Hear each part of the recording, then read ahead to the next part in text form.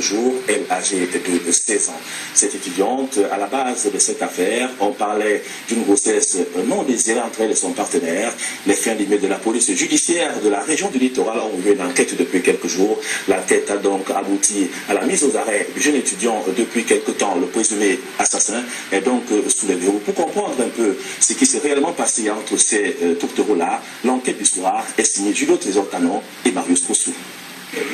Et juste derrière moi, la division régionale de la police judiciaire ici à Bonadjo, où séjourne depuis quelques jours le jeune Armand Tampois. Il est présenté comme étant le meurtrier de la jeune Inès et par ailleurs son petit ami depuis le mois de septembre dernier. Il a été interpellé suite à l'exploitation des appels téléphoniques d'Inès après le drame.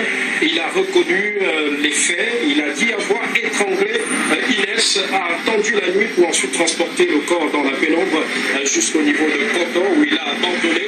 Mais pour ce qui est des autres traumatismes que Inès a subis, il ne reconnaît pas en être l'auteur, ce qui sème le flou et porte à croire qu'il aurait des complices dans cette affaire. Mais toujours est-il, il sera présenté dans les prochains jours devant le procureur où il court une peine s'il est reconnu coupable d'allant de plus de 10 ans pour assassinat. Quant au corps d'Inès, actuellement, il est à la morgue de l'hôpital Lacantini pour autopsie et ce n'est qu'après les résultats du médecin légiste que le corps sera remis à la famille pour que la famille puisse enfin faire le deuil.